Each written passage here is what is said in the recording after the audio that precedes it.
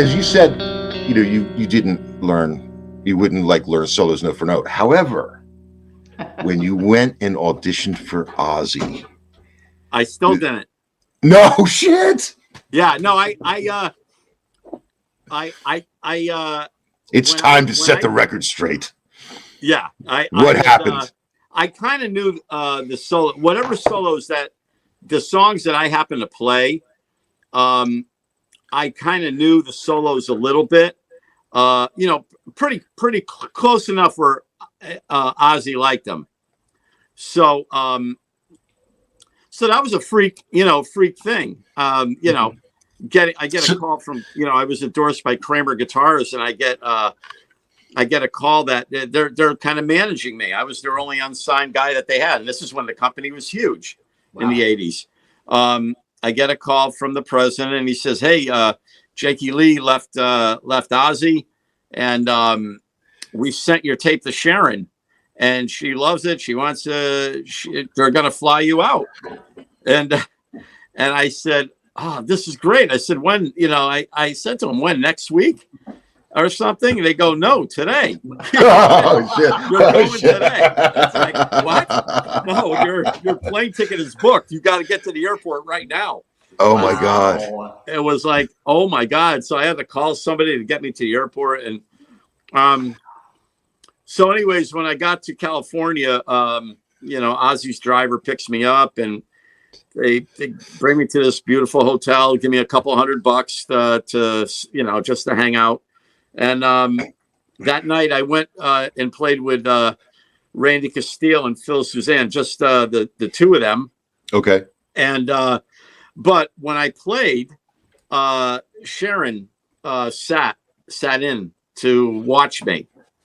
So okay. So that was kind of freaky because I was going to say, she saw my tape. So obviously she wanted to just make sure she didn't waste money on a plane ticket, Yeah. So I did really well. What did you play? I think I played, like, I don't know, Crazy Train, a couple things like that.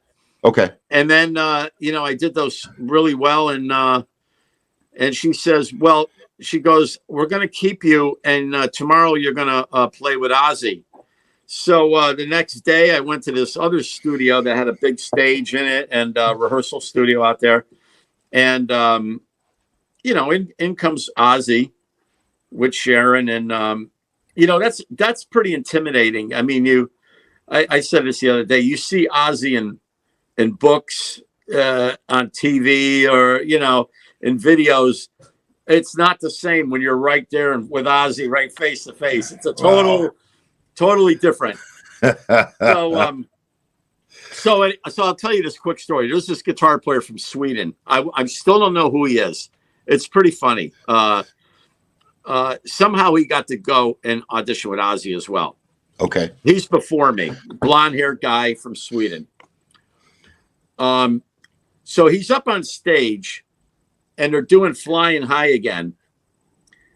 And because of the fact he was from Sweden, this is when Yngwie was getting pretty big. Yeah.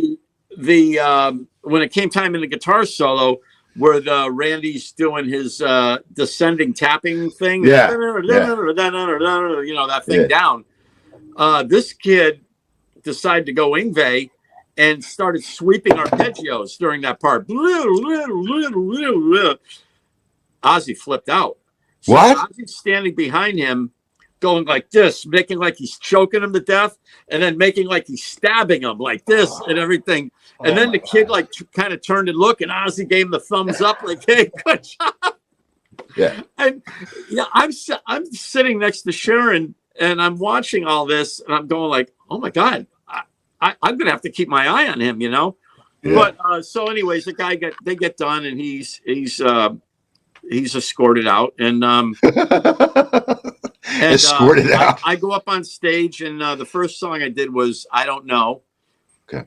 And I had a really good groove going with the guys. So he started off, and